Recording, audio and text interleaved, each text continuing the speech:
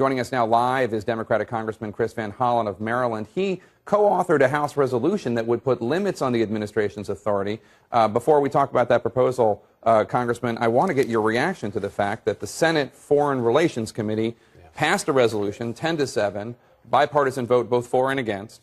And while doing it, they added an amendment from Senators McCain and Coons that would make it U.S. policy to change the momentum.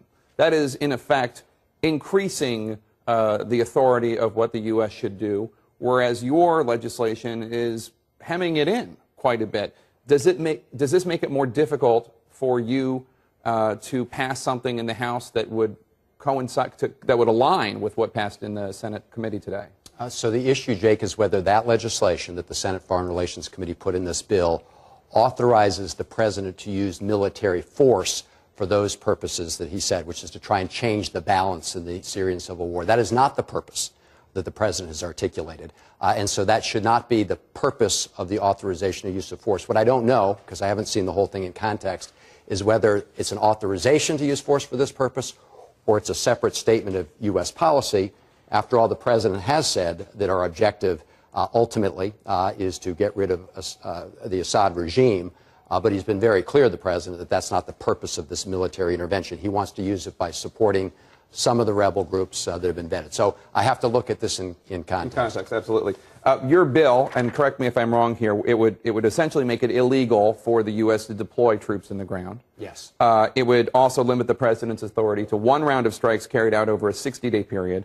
And there are also some limits as to what kind of military action the U.S. could rely on to stop Syria's regime from using chemical weapons. It's hemming in the president's authority to wage war, even though they initially requested the White House, as every White House does, fairly expansive powers. Yes, they were really looking for really a partial blank check. And as you said, presidents tend to do that. Just one clarification, because there are separate restrictions here. Yes, we have a 60-day expiration date, but we also have another important provision that says after the initial use of military force, after the initial punitive attacks, if the Assad regime does not use chemical weapons again, if the president cannot certify to Congress that he has used chemical weapons again, then we may not, then we're not able to take follow-on military action. In other words, the purpose, as articulated clearly by the president, deter the Assad regime from using chemical weapons.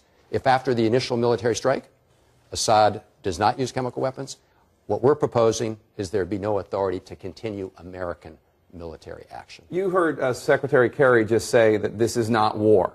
I interviewed two generals yesterday who said, well, you know, we haven't actually formally declared war since World War II, but Korea, Vietnam, Iraq I, Iraq II, Afghanistan, you can call them whatever you want, they're wars.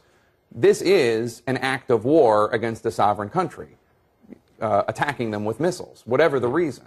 Do you buy this explanation, this statement from the administration that this is not war? Well, I accept what Secretary Kerry said, which is this is certainly not war in the sense that we're mobilizing all the forces of the United States to go after and replace a government or anything like that. This is much more like the Libya action. In fact, I envision, at least based on the president's comments today, that the military action taken in Syria would be much more confined in both scope and time than the Libya action. So our resolution that Connolly and I, Congressman Connolly, have put forward is designed to make sure that that is the exclusive purpose, that it is designed only to achieve the mission articulated by the president and limit that scope of action. Can a war resolution get through this House? I don't think anybody knows right now, Jake. I think you've been listening to these hearings. You hear lots of views. The American people are going to be on the talking left and the right, both. And it's understandable, and a lot of this is the shadow overhanging from the Iraq situation, where we both went to war on false pretenses, that there were chemical weapons and weapons of mass destruction, and the fact that we ended up being there for a prolonged period of time at great cost. The evidence is very different in this case. It's very clear that the Assad regime used chemical weapons, and the whole purpose of the amendments, the way to change the president's resolution that we're proposing, is to make sure that there's no way we get engaged in large-scale military activity in Syria. All right, Congressman Chris Van Hollen, Democrat of Maryland, thank you so much. Thanks for